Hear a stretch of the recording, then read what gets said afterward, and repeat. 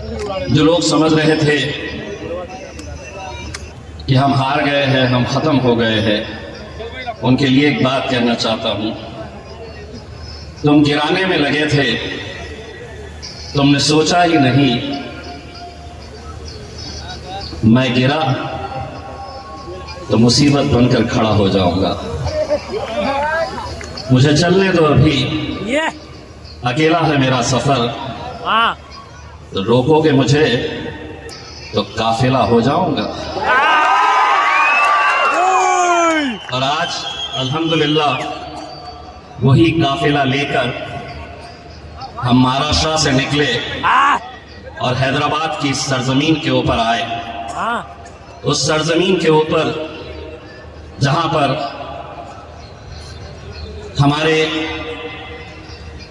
मजलिस इत्तेहाद उल मुस्लिमीन के बुजुर्गों ने एक नींव डाली थी, एक पौधा लगाया था, जो आज एक बहुत ही घना पेड़ बन चुका है।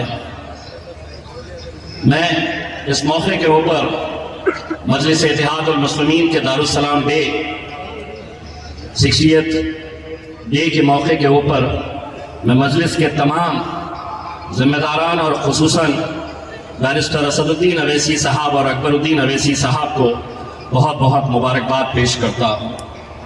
मैं इस मौके के ऊपर अहमद पाशा कादरी साहब का इंतकाल हुआ, आज वो हमारे बीच में नहीं है, मैं उन्हें खिराज अकीदत पेश करता हूँ। आपको याद होगा कुछ दिन पहले एक वाक़या हुआ था, बहुत बवाल चल रहा था। हमारी मुमरा की ये बच्ची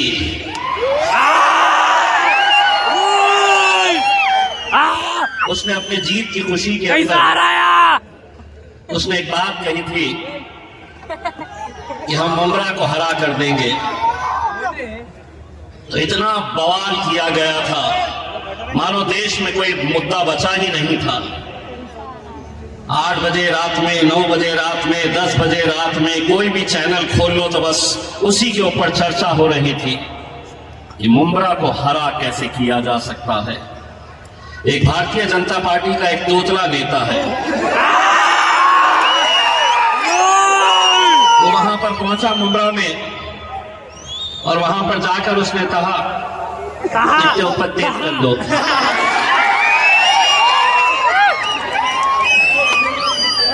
पुलिस वाले बोले क्या कर दो, बोले इसके ऊपर तेज कर दो।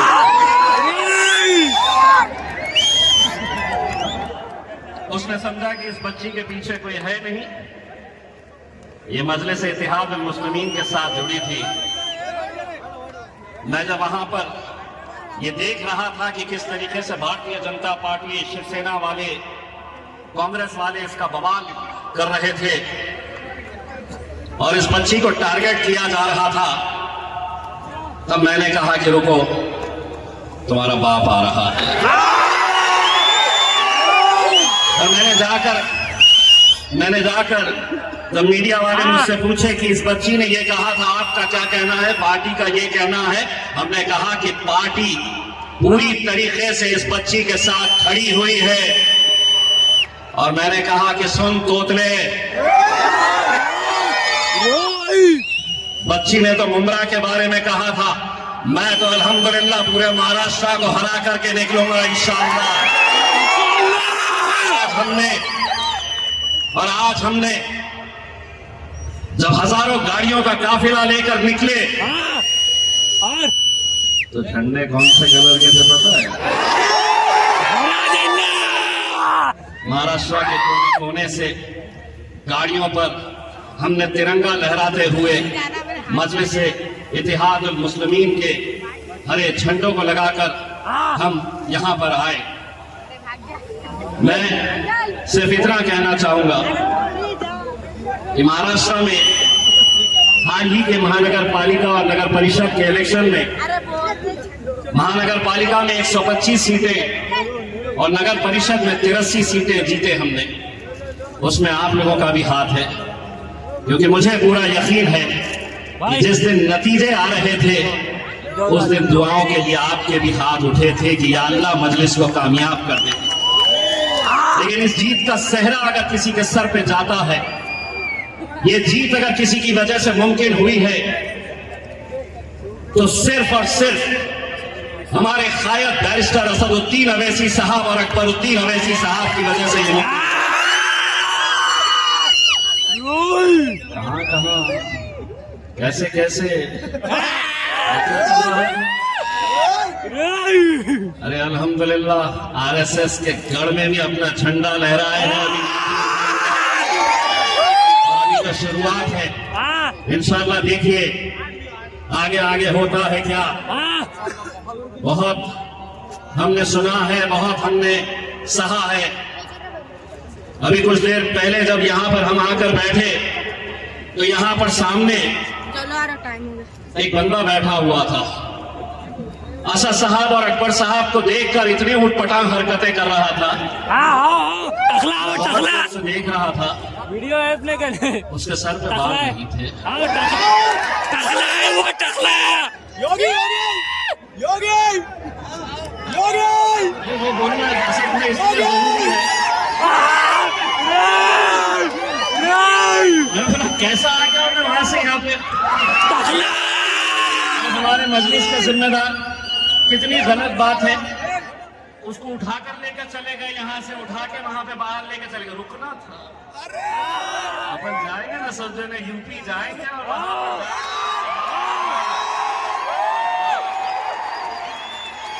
जाकर हो गया है इलेक्शन, तेलंगाना हो गया है इलेक्शन। आपके जाने से, आप दोनों के जाने से पहले आप हमें इजाजत दे दिए, हम जाके थोड़ा सा हाथ घुमा के आते हैं।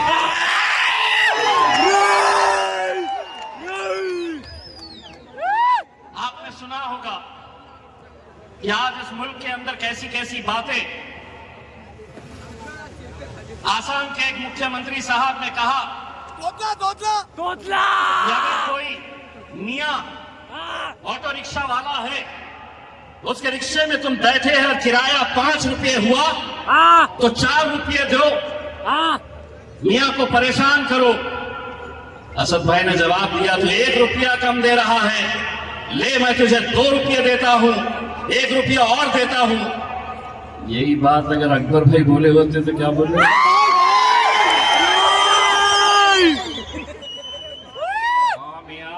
दो खींच के देता हूं तुम्हारे को। पैसे की बात कर रहा मैं, बाकी और कुछ भी नहीं। ये लोग बैठे हुए हैं, अपन सिर्फ पैसों की बात कर रहे हैं। सिर्फ सवाल ये पैदा हो रहा है कि बिहार के एक मुख्यमंत्री एक बच्ची का हिजाब खींच लेता है और उत्तर प्रदेश का एक मंत्री कहता है कि सिर्फ हिजाब तो खींचा है, अगर हाथ इधर उधर चले जाता तो क्या करते?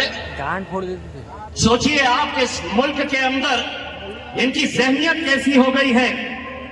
किस घटिया लेवल के ऊपर उसकी पोती की उम्र की बच्ची के बारे में वो कह रहा है कि अगर हाथ इधर उधर चले जाता, कोई कांग्रेस का लीडर बोला नहीं, कोई समाजवादी पार्टी का लीडर बोला नहीं। जिस लहजे के अंदर उसको जवाब देना चाहिए था, हमने जवाब दिया। अगर तू हमारे सामने होता और इस तरह का अगर तू जुबान का इस्तेमाल करता तो तेरा हाथ तोड़कर दूसरे हाथ में दे देते हम। किसी भी धर्म और किसी भी मजहब की बच्ची के बारे में तो ये कहते, समझ रहे हैं? हम कुछ भी बोलेंगे तो हमको सुनना पड़ेगा। नहीं, हम कोई दूसरी सियासत जमात को मानने वाले नहीं है।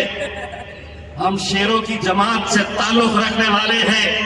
हमने अगर बोलना सीखा है तो अकबरुद्दीन अवैसी साहब से और असदुद्दीन अवैसी साहब से बोलना सीखा है। और इतने सालों तक हम बोलते थे, अब हमें मौका है, अब हम बोलेंगे और तुम्हारे सुनना पड़ेगा, सुनना पड़ता, सुनना पड़ता। देखिए मरहूम शायर ने क्या खूब कहा था, मजा तो तब है कि जो बोलना है। राहत इंदौरी साहब का वो शेर, आधा मैं बोलता आधा आप लोगों ने बोल देना, ये कुछ नहीं कर सकते हैं क्योंकि कानून सबूत मांगता है। राहत इंदौरी साहब ने क्या कहा था कि सभी का खून शामिल है यहाँ की मिट्टी में, ये मुल्क तेरे हैदराबादी है। आवाज वहां तक जानी चाहिए, कहां तक? भाइयों बहनों बोलो, सभी का खून शामिल है यहाँ की मिट्टी में, ये मुल्क तेरे।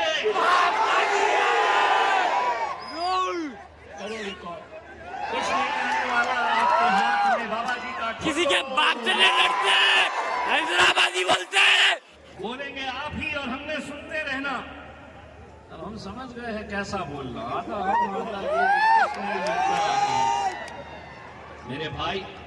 मैं आप लोगों से सिर्फ इतनी इल्तिजा करना चाहता हूं कि जिस जमात से हम सभी लोग जुड़े हुए हैं, उसने हमें बोलना सिखाया, बैठो बैठो, लड़ना सिखाया। आज कितना फख्र होता है हमें जब बैरिस्टर असदुद्दीन अवैसी साहब पार्लियामेंट के अंदर अकेले बैठकर हुकूमत से आंख में आंखें डालकर सवाल करते हैं। बहुत अच्छा लगता है। लेकिन आज मजलिस को कमजोर करने के लिए, मजलिस को गिरता हुआ देखने के लिए कैसी कैसी साजिशें रची जा रही है, कैसे कैसे हथकंडे अपनाए जा रहे हैं।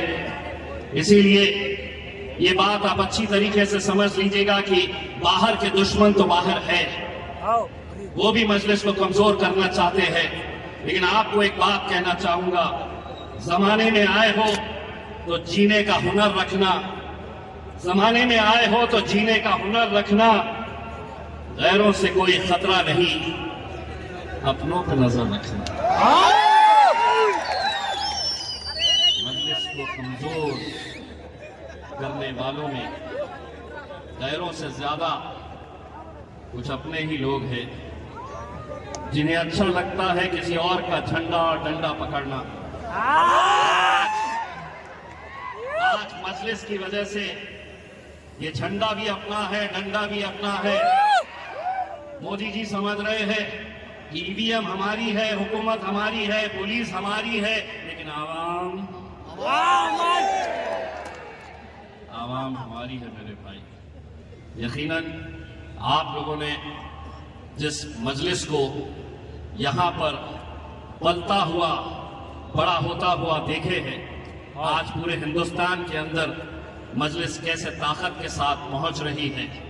मुंबई में 8 सीटें जीत कर लाना यकीनन अतीक सर मुबारकबाद के हकदार है।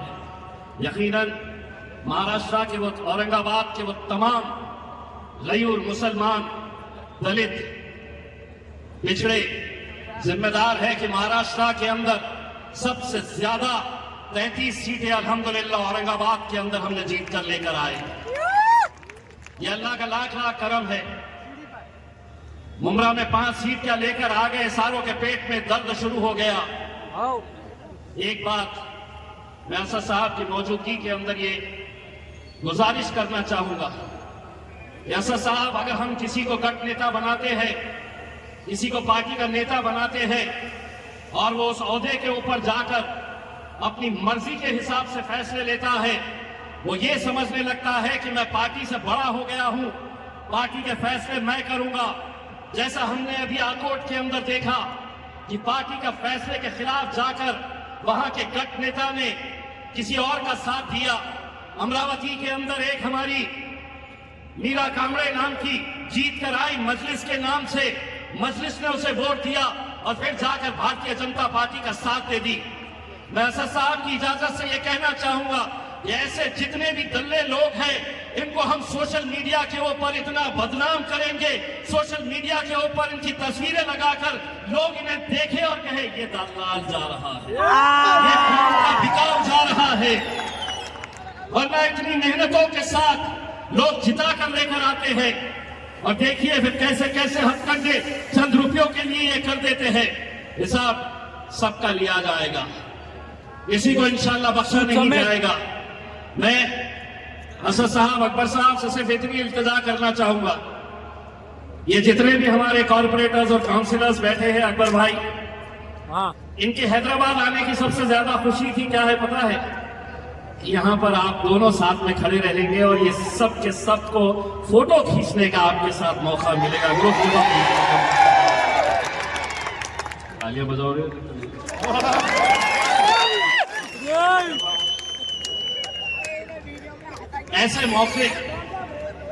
ऐसे मौके ये हमारी खुशनसीबी है कि जिनको लोग देखने के लिए तरसते हैं, आज वो दोनों ही हमारे शेर हमारे सामने मौजूद है। हमारी फख्र है, हमारी शान है ये। हम हर चीज बर्दाश्त कर सकते हैं, लेकिन मजलिस के हमारे ये दोनों ही शेरों के बारे में हम खताई कुछ बर्दाश्त नहीं करेंगे। बस आप लोगों से यही इल्तिजा करने के लिए आए हैं हम कि अब ये सफर आगे बढ़ेगा, बहुत तेजी के साथ बढ़ेगा इंशाअल्लाह। अगर असद साहब ने हुक्म दिए, अपनी तो यूपी में ससुराली है भाई, मजा आएगा। वहां पे अपन तकलीफ कम करेंगे और बालों में हाथ ज्यादा। अकबर साहब से दरखास्त कर रहा हूं कि हमने पार्टी के अंदर बहुत कुछ फैसले लिए हैं। एक फैसला ये है कि हम महाराष्ट्र के अंदर पार्टी के रजिस्ट्रेशन ड्राइव हम स्टार्ट कर रहे हैं, मेंबरशिप ड्राइव हम स्टार्ट कर रहे हैं। ये मेंबर्स रजिस्ट्रेशन है, इसके ऊपर क्यूआर कोड है। ये क्यूआर कोड जो भी स्कैन करेगा, आने वाले 2 दिनों के अंदर हम अपने सोशल मीडिया के ऊपर अपनी वेबसाइट हम लॉन्च कर रहे हैं मजलिस महाराष्ट्र की। वहां पर आपको जाकर ये क्यूआर कोड स्कैन करना है और आपका नाम, आपकी पूरी डिटेल्स इसमें भरना है और आप बाज़ाब्ता लीगल मेंबर हो जाएंगे AIMIM के इंशाअल्लाह। ये सभी लोगों ने अगर साथ दिया तो 3 महीने के अंदर इंशाअल्लाह 10 लाख मेंबर्स बनाएंगे इंशाअल्लाह मजलिस इत्तेहाद मुस्तक़बिल के हम। बस यही उम्मीद करते हैं और इंशाअल्लाह आप लोग इसी तरह का साथ देते रहेंगे।